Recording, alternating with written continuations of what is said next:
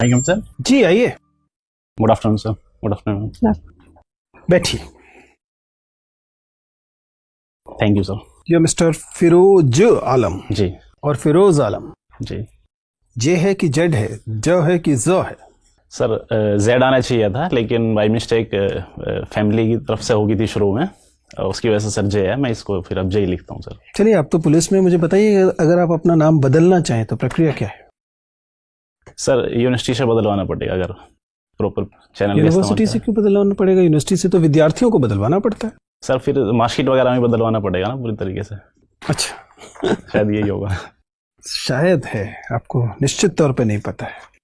तो फिरोज, आप, मैं देख पा रहा हूँ कि मूलतः उत्तर प्रदेश से हैं, ठीक है? जबकि अभी फिलहाल आप दिल्ली में हैं और आप दिल्ली पुलिस में एक कांस्टेबल हैं। जी आपने हिंदी साहित्य विषय लिया है। ये सब वे जानकारी हैं जो मेरे पास मौजूद है। जी। आप इन जानकारियों में कुछ इजाफा करना चाहेंगे, कुछ बढ़ाना चाहेंगे कि जो आप चाहते हैं कि बोर्ड मेंबर्स को पता लगे? सर, जो जॉब है मेरी सर 2010 से है मैं दिल्ली पुलिस में, और जो ग्रेजुएशन मैंने करी है सर वो हिस्ट्री, पॉलिटी और इकोनॉमी से करी है। उसके बाद मैंने पोस्ट ग्रेजुएशन इकोनॉमिक्स उसमें हिंदी लिटरेचर में करा है सर। अच्छा, तो हिंदी साहित्य आपका मूलतः विषय है, पुलिस बल में आप लगातार हैं। जी। चलिए, तो साहित्य पे थोड़ी बातचीत करते हैं, उसके बाद फिर मेरे कलीग साहब से बातचीत करेंगे। मुझे बताइए कि अगर हम प्रेमचंद पे थोड़ी देर रुके हैं, तो प्रेमचंद पुलिस को लेकर या पुलिस बल को लेकर अपनी कहानियों या उपन्यासों में क्या राय रखते हैं? सर, उनकी एक कहानी है ईदगाह। उसमें सर एक बच्चा हामिद है, वो अपने फ्रेंड सर्कल में बात करते हुए जिक्र करते हैं पुलिस का कि अरे जनाब, आप नहीं जानते पुलिस वाले ही हैं जो रात में चोरी कराते हैं। और सेकंड सर, जब गोदान को हम पढ़ते हैं तो उसमें भी एक जगह जिक्र आता है कि धनिया जो हैं वो पुलिस वालों से इसलिए लड़ रही हैं कि पुलिस वाले मिलकर पंचायत के साथ में रिश्वत मांग रहे हैं उनसे। ठीक है, तो कुछ ऐसा जिक्र करा है मतलब प्रेमचंद ने सर। तो प्रेमचंद के कथा साहित्य में जो पुलिस का रूप दिखाई देता है, जाहिर है कॉलोनियल पीरियड की पुलिस है, अंडरपेड पुलिस थी, पुलिस रिफॉर्म्स नहीं हुए थे, तो प्रेमचंद के पास ऐसा मानने की वजह मौजूद थी समाज में। लेकिन आपको लगता है कि खासतौर से उत्तर प्रदेश की अगर हम बात करें तो वहाँ छवि में कुछ खास बदलाव हुआ है, या अभी भी पुलिस वही है जिसके बारे में लोगों की राय है कि रात को चोरी कराते हैं और सुबह पुलिस पकड़ने का अभिनय करते हैं? जी सर, उस समय से तो सर काफ़ी बदलाव हुआ है यूपी पुलिस में भी। आज के समय जो यंग जनरेशन स्पेशली जा रही है, वो उनका कम्युनिकेशन स्किल अच्छा होता है, और जो करप्शन के प्रति उनका इतना ज़्यादा रुझान नहीं है यूपी पुलिस में, और वो काफ़ी सेंसिटिव होते हैं जेंडर, कास्ट या कम्युनल को लेके। यूपी पुलिस में भी सर देखा गया ये चीज़। ठीक है सर। फिरोज, आप काफ़ी लंबे समय से काम कर रहे हैं एज ए कांस्टेबल। आप आईपीएस क्यों नहीं बनना चाहते? आईएएस को फर्स्ट प्रेफरेंस क्यों दिया आपने? निश्चित रूप से सर, मैं आईपीएस चुनता तो मैं बेहतर काम कर पाता, लेकिन सर आईएएस में कार्य विविधता को देखते हुए मैंने सर इसलिए इसको चुना, क्योंकि मेरे पास ऑप्शन भी था चूज करने का, इसलिए मैंने सर मुझे लगता है 9-10 साल से आप इस सर्विस पे हैं जी, और इस सर्विस को बहुत बारीकी से आपने देखा होगा।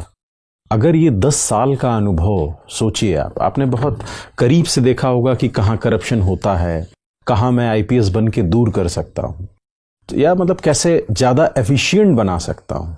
तो फिर आईपीएस क्यों नहीं बन रहा है मतलब आप? सर आज के समय में सर मल्टी डायमेंशनल वर्ड है, अगर मैंने वहाँ से अनुभव लिया है तो मैं किसी भी जगह उसका यूज़ कर सकता हूँ। मैं वही कहना चाह रहा हूँ जी, कि स्पेसिफिकली आप किसी एक जगह बहुत बढ़िया काम करना चाहते हैं, क्यों आप अपने को हर जगह बिखेरना चाह रहे हैं? सर जो मुझे अनुभव यहाँ से मिला है कि करप्शन को किस प्रकार करते हैं, पब्लिक डीलिंग किस प्रकार कर सकते हैं, लीडरशिप क्वालिटी जो मैंने अपने एसीपी डीसीबीज की देखी है। अच्छा, एफआईआर और एनसीआर में डिफरेंस क्या होता है? जी सर, एनसीआर जो होता है वो नॉन कॉग्निजेबल ऑफेंस के लिए होती है एनसीआर, और जो एफआईआर होती है सर वो कॉग्निजेबल ऑफेंस के लिए होती है। क्या डिफरेंस होता है कॉग्निजेबल और नॉन कॉग्निजेबल में? सर कॉग्निजेबल ऑफेंस होते हैं जैसे रेप, मर्डर, हत्या, जो गंभीर अपराध होते हैं, और जो छोटे मोटे अपराध होते हैं सर जैसे गंभीर या संज्ञेय? हाँ, संज्ञेय अपराध सर। दोनों में अंतर आप कर पा रहे हैं? जी, कर पा रहे हैं अंतर आप मतलब? जी जी। थैंक। फिरोज, आप पिलखुआ से आते हैं, पिलखुआ हापुड़ है ना जी। वहाँ से कोई हिंदी के चर्चित नाम कौन है? सर कुमार विश्वास जी हैं वहाँ से। उनको आप कवि मानते हैं? हाँ सर, कवि मानता हूँ। किस मतलब हिंदी लिटरेचर के आप स्टूडेंट हैं, किस क्राइटेरिया पे वो कवि हैं? सर मैं उनको मंचे कवि मानता हूँ सर। मंची कवि मानते हैं, साहित्यिक कवि ऐसे नहीं मानते? जिनको पाठ्य पुस्तक में रखा जाए? हाँ, मैं मंचे कवि मानता हूँ उनको, श्रृंगार रस के मंचे उनकी कोई किताब आपने पढ़ी है? नहीं सर, किताब नहीं पढ़ी, बाकी बस 2 किताब उन्होंने लिखी हैं, उनको सुना है और देखा है, बस पढ़ी नहीं मैंने। आप उनसे प्रभावित भी रहते हैं? कुछ मायनों में मैं प्रभावित हूँ। किस मायने में? सर उनकी जो जिंदा दिली है स्पेशली, मैं उससे काफी प्रभावित हूँ। अच्छा, जिंदा दिली स्टेज पर जो दिखती है उनकी, वही ना? हाँ, स्टेज पे भी, और शायद मुझे लगता है कि जब वो अपनी लाइफ, जैसे अभी उनके पे एपिसोड बने थे, फिलहाल में शूट हुए थे वे, उसमें भी काफी मुझे लगा कि हाँ से सीखने का बहुत कुछ है उनसे हमारे पास। ठीक है, हम लोग आते हैं विषय वस्तु पर। ये बताइए कि मेरठ के इलाके में गन्ना ज्यादा उगाया जाता है, ऐसी कौन सी भौगोलिक परिस्थितियां हैं जिससे मेरठ गन्ने के लिए ज्यादा उपजाऊ हो जाता है? सर गन्ने के लिए एक तो मृदा उपजाऊ चाहिए, सेकंड जो सिंचाई की व्यवस्था प्रॉपर चाहिए, थर्ड जो चाहिए वो तो ठीक है, लेकिन मेरठ में क्या क्या है इसमें से? सर एक तो गन्ना मिल्स आसपास काफी ज्यादा हैं, इसलिए तो गन्ना मिल तो इसलिए है क्योंकि गन्ना है ज्यादा। जी जी। हाँ, गन्ना क्यों है? सर उपज गन्ने की पैदा करने के लिए जो भौगोलिक परिस्थितियां चाहिए सर वो अनुकूल है वहां पर। तो ये मेरठ में अनुकूल है, उत्तर प्रदेश में और कहीं अनुकूल नहीं है? नहीं सर, उत्तर प्रदेश में और जगह भी हैं सर गन्ने की, पूर्वी यूपी में भी होता है गन्ना, इतनी तादाद पर नहीं होता जितनी डेंसिटी यहाँ पर तो है। यही तो कारण मैं पूछना चाह रहा हूँ आपसे। अच्छा ठीक है, ये बताइए कि दिल्ली के आसपास जो इंडस्ट्री आप देखते हैं, किस तरह की इंडस्ट्री है ये? सर एमएसएमई सेक्टर ज़्यादा है इधर, arrow information technology, IT sector ज़्यादा है सर आसपास में। क्या कारण है आईटी सेक्टर का दिल्ली में होने का, क्या कारण है? सर इजीली जो मैन फोर्स है वो अवेलेबल हो जाती है, और लाइट व्यवस्था, इंफ्रास्ट्रक्चर। आपको लगता है कि आईटी इंडस्ट्री के लिए मैन फोर्स का होना एक आवश्यक शर्त है? सर स्किल मैन फोर्स तो चाहिए ही। वो तो इंडस्ट्री जहाँ रहेगी मैन फोर्स तो वहाँ जाएंगे, सॉफ्टवेयर कंपनी का तो नियम यही है। एनसीआर में सर जो रूल्स हैं कुछ सबसे अधिक मैन फोर्स तो बिहार और उत्तर प्रदेश से जाते हैं इंजीनियर बन के जी, लेकिन कंपनियां तो बेंगलोर में होती हैं जी। फिर सर गवर्नमेंट की कुछ पॉलिसीज भी हैं एनसीआर में, तो क्या है? एनसीआर की डेवलपमेंट को लेके कुछ टैक्स। आईटी इंडस्ट्री के लिए क्या पॉलिसी है? सर एग्जैक्ट उसके बारे में पता नहीं। फिरोज, अभी जब आप सर से बात कर रहे थे तो मैन फोर्स यूज हो रहा है, वुमेन फोर्स नहीं होता? मैम सॉरी, वुमेन फोर्स भी होता है, लेकिन वुमेन फोर्स भी होता है। जी जी। तो फिर यूज क्यों करते हैं मैन फोर्स? मैम शब्द ऐसा ही बना हुआ इसलिए मैंने यूज कर दिया। तो शब्द को ही तो बदलना है, तभी तो सोच बदलेगी। जी जी मैम, बदलना चाहिए। बदलना चाहिए। तो मुझे बताइए कि आप इस्लामिक कम्युनिटी से आते हैं, उस कम्युनिटी में वुमेन का स्टेटस कैसा है? मैम लिटरेसी रेट काफ़ी कम है वुमेन का, और जो पूंजी की जो मालिक हैं वो भी काफ़ी कम है वुमेन, और जो सोशली या इकोनॉमिकली काफ़ी वीक स्टेटस है उनका। क्या वजह है इनकी वीक स्टेटस होने की? मैम सोसाइटी का जो माइंडसेट है वो महिला, मैं सोसाइटी इन जनरल की बात नहीं कर रही, मैं पर्टिकुलरली इस्लामिक मुस्लिम कम्युनिटी की बात कर रही हूँ कि उस कम्युनिटी में क्यों स्टेटस कम है? मैम जो वुमेन है स्पेशली उनके लिए मॉडर्न एजुकेशन की सुविधाएं नहीं देते मुस्लिम कम्युनिटी, केवल इस्लामिक एजुकेशन तक ही उनको सीमित रखते हैं, और वहाँ से उनके लिए रोजगार के साधन नहीं खुल पाते। सेकंड, उनको पर्दा प्रथा के लिए मजबूर करा जाता है कि वो पर्दा प्रथा में रहें, इस कारण भी वो आगे नहीं बढ़ पाती हैं। तो ये माइंडसेट कब चेंज होगा कि पर्दे से बाहर आना है? मैम जैसे सोसाइटी मॉडर्न एजुकेशन की तरफ बढ़ेगी, धीरे धीरे चेंज होता चला जाएगा। सोसाइटी एजुकेशन की तरफ बढ़ेगी। अभी एक मतलब कंट्रोवर्सी कहें या ट्रोलिंग कहें, ए.आर. रहमान की बेटी हैं, वो पर्दा रखती हैं, पढ़ी लिखी होंगी, ठीक ठाक पैसे वाले होंगे ए.आर. रहमान, वो बाय चॉइस करती हैं पर्दा, तो उन लोगों को मतलब वहाँ पे फिर कहाँ कमी रह गई? मैम उनका स्टेटमेंट आया था खदीजा का, उनकी बेटी का, उन्होंने बोला कि मैं बाई चॉइस रखती हूँ। बाई चॉइस कोई रख रहा है तो हमें कोई परेशानी नहीं है, परिधान की स्वतंत्रता है उनको, जो भी वो पहनना चाहती है, लेकिन अगर फोर्स करा जा रहा है तो बहुत गलत है। कई बार उन्होंने तो बाई चॉइस रख लिया, लेकिन कई बार मजबूर करा जाता है कि तुम बुर्का ओढ़ के जाओगी या स्कार्फ बांध के जाओगी। ईरान में भी हो रहे हैं प्रोटेस्ट कि हमें स्कार्फ नहीं बांधना, लेकिन फिर भी मजबूर करा जा रहा है उनको। ठीक है, एक और टर्म जो यूज़ होता है वो है फतवा पॉलिटिक्स, ये क्या होता है? मैम मुफ्ती के द्वारा फतवा जारी कर दिया जाता है कि जो भी व्यक्ति शरीयत के अनुसार नहीं चलता उसके खिलाफ फतवा जारी कर देते हैं, लेकिन भारत एक कॉन्स्टिट्यूशन से चलने वाला देश है, यहाँ पे फतवे की कोई वैल्यू नहीं है। केवल उन देशों में फतवे की वैल्यू होती है जहाँ जो शासन है वो शरिया के अनुसार चलता है।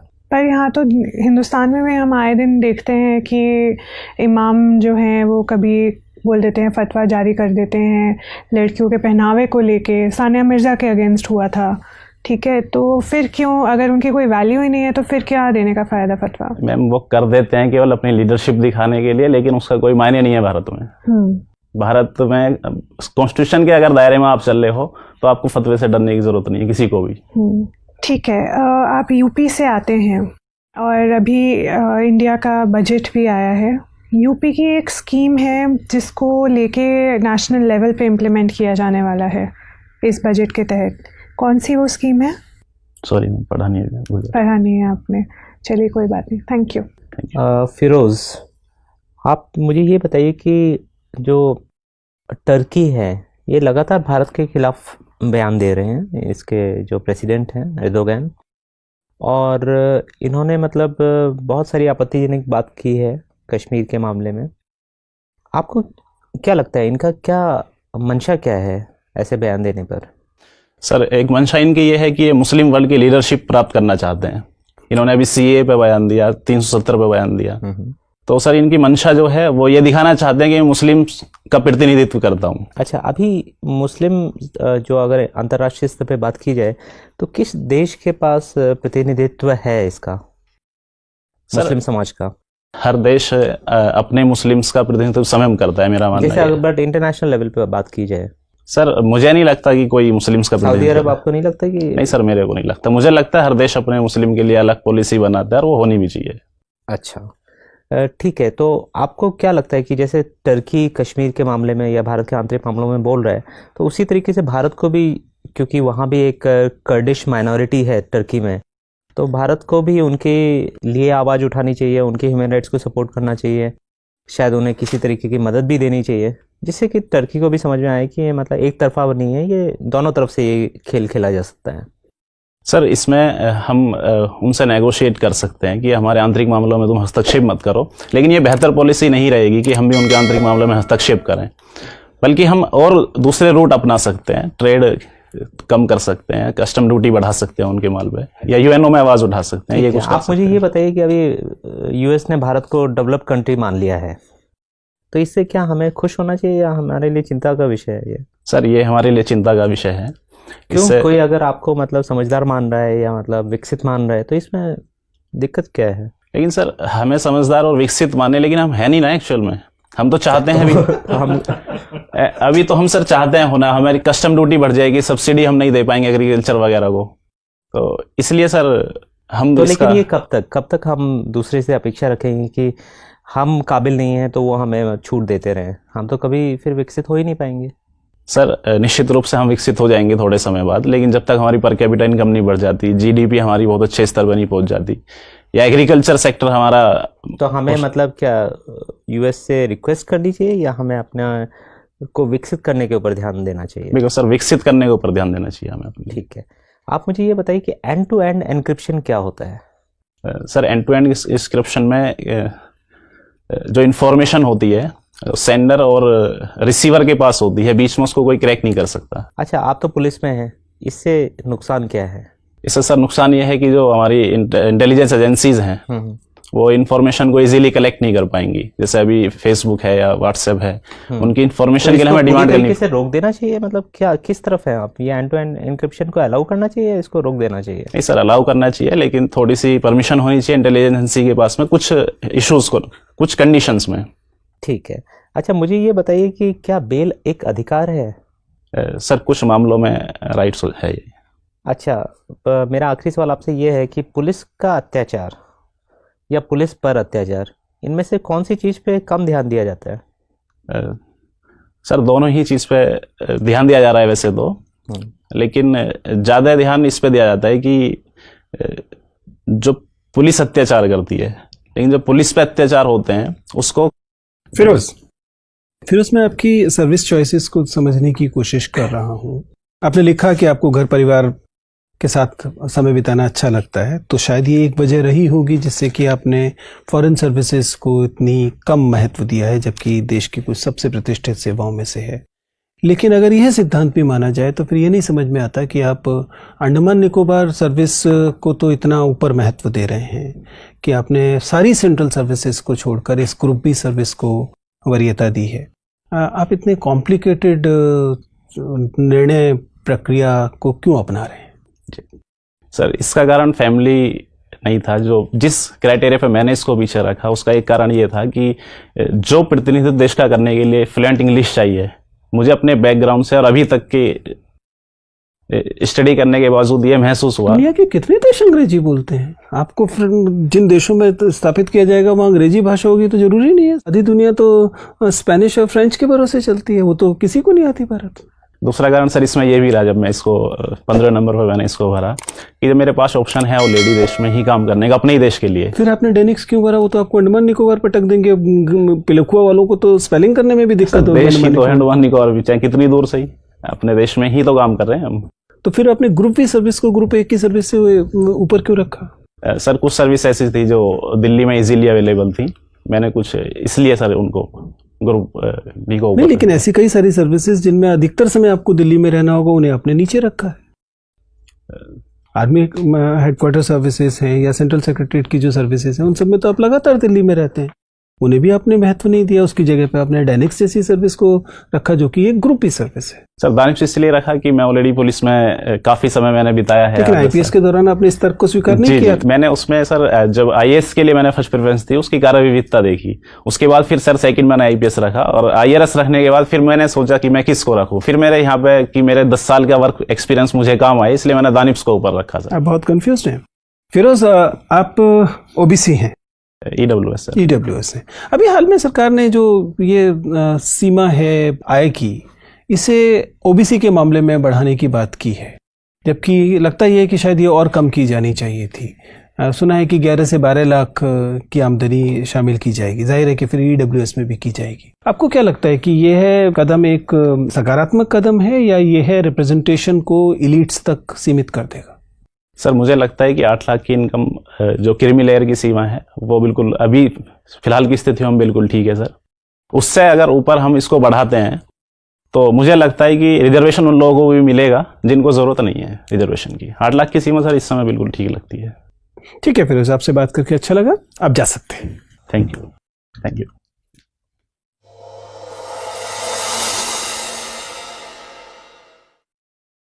बैठिए Firoz. Thank you sir.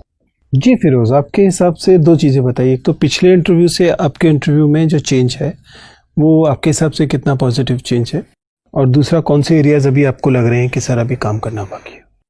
Sir controversial जो इश्यूज हैं उन पर सर मेरी अच्छा स्टैंड नहीं मुझे लगता अभी भी कि मैं बहुत अच्छा स्टैंड ले पा रहा हूँ। सेकंड सर अभी भी मुझे यूपी को लेके काफ़ी कम तैयारी है, तो मुझे उस पर सुधार करने की ज़रूरत है। फिरोज, मुझे आपका पिछला इंटरव्यू याद है। मुझे 2 चीज़ें इसमें चिंताजनक लग रही हैं। पहली बात तो ये है कि आपका जो लर्निंग कर्व है, तब से अब तक सीखने का जो कर्व होना चाहिए, वो उतना पॉजिटिव नहीं दिखाई दे रहा है जितना मैं उम्मीद कर रहा था। आप समझ पा रहे हैं मेरी आपत्ति क्या? मैं ये नहीं कह रहा कि आपका इंटरव्यू खराब है। इंटरव्यू अच्छा जा रहा है, बैठ ठीक से रहे हैं, आप स्माइल अच्छे से कर रहे हैं, आपके बोलने का अच्छा है। पहले ही आपको बताया कि बोर्ड मेंबर्स आपको लेकर बहुत एक्साइटेड होंगे, considering that a constable trying to become a IAS officer. जिस तरह की हार्डशिप्स होती हैं उसके साथ में आपने काम किया, इसको लेकर एक बोर्ड मेंबर्स पॉजिटिव होंगे आपके साथ। और लेकिन ये सब बातें पिछले इंटरव्यू में भी थी, ठीक है ना? तब से अब तक आपका जो लर्निंग दिखाई देना चाहिए था, एक आध जगह को छोड़कर बाकी जगह पे वो अभी उतना प्रोमिनेंटली नहीं दिखाई दे रहा है। जिनमें से एक बात तो आपने खुद ही बताई कि जो कंट्रोवर्शियल या इन न्यूज़ जो विषय होंगे उन पर राय रखते समय आप ज़्यादा ईमानदारी दिखाने के चक्कर में लॉपसाइडेड व्यू दे रहे हैं। आप समझ पा रहे हैं? जी। आप ईमानदार राय देना चाहते हैं, जो कि देनी भी चाहिए, लेकिन ईमानदार राय देने के चक्कर में आप दूसरे पक्ष को के जो तर्क हैं उनको दे ही नहीं रहे। आप समझ पा रहे हैं? आप जिस सर्विस में पिछले 1 दशक से हैं, you should take pride in that service which you do. मैं क्यों कह रहा हूँ? क्योंकि मैंने पिछला इंटरव्यू आपका देखा था और मुझे लग रहा है कि पिछले इंटरव्यू से अब तक जो बदलाव पॉजिटिव होना चाहिए था वो उस पैमाने पे नहीं हुआ है, लेकिन उस पैमाने पे नहीं हुआ है जिस पैमाने पे मैं अपेक्षा कर रहा था। ठीक है ना? अभी आपके पास थोड़ा सा और समय है, उस पर थोड़ा सा और देख लीजिए। ये क्वालिफायर्स आप अगर लगाएंगे, ये क्वालिफायर्स बोलते हैं इन्हें, जब हम एक वाक्य बोल रहे हैं लेकिन उसके साथ में एक शर्त लगा दे रहे हैं, एक चीज जोड़ दे रहे हैं, तो इस तरह से आप वाक्य बनाएंगे तो वाक्य एक तो ज़्यादा संश्लिष्ट वाक्य बनेगा, दूसरा आपके बारे में पॉजिटिव राय बनेगी, तीसरा ये जो एक तरफ का निरर्थक झुकाव दिखाई दे रहा है वो समाप्त हो जाएगा। कोशिश ठीक है, उस पर आप विचार कर सकते हैं। ऐसे ही किसी किसी जगह पर आपका नॉन वर्बल कम्युनिकेशन, आपको पहले मैंने भी कहा था कि स्माइल आपकी अच्छी है, लेकिन आप उस स्माइल को किसी किसी जगह पर गलत जगह पर इस्तेमाल कर। बाकी चीज़ें बाय एंड लार्ज ठीक हैं। ओबीसी पर आपका स्टैंड ठीक था। नेम चेंज पर पता होना चाहिए था, नेम चेंज पर आपने बिल्कुल एकदम हवाई तुक्का दिया, वो नहीं देना चाहिए था। ठीक है ना, बाकी चीज़ें मेरे हिसाब से ठीक जा रही हैं। मतलब पहले से ऐसा नहीं है कि परफॉर्मेंस गिर गई है, या एक आध मामले में गिरी होगी तो 4 मामलों में उठी भी है, लेकिन मैं उम्मीद कर रहा था लर्निंग कर्व लगातार पॉजिटिव रहेगा। बहुत ज़्यादा सुझाव तो नहीं ले रहे हो बीच में? सर मॉक इंटरव्यू दिए हैं 2-4 और मैंने। हाँ, तो ये प्रॉब्लम तब आती है जब खासतौर से फर्स्ट अटेम्प्ट करने वालों के साथ आती है कि जब वो बहुत सारी रायों को अपने इंटरव्यू में इनकॉर्पोरेट करने की कोशिश करते हैं तो कॉन्फ्लिक्ट्स आते हैं। वो एक चीज़ को कर रहे होते हैं तो दूसरी चीज़ लूज हो रही होती है। थोड़ा सावधान रहिए। ठीक है। ठीक है।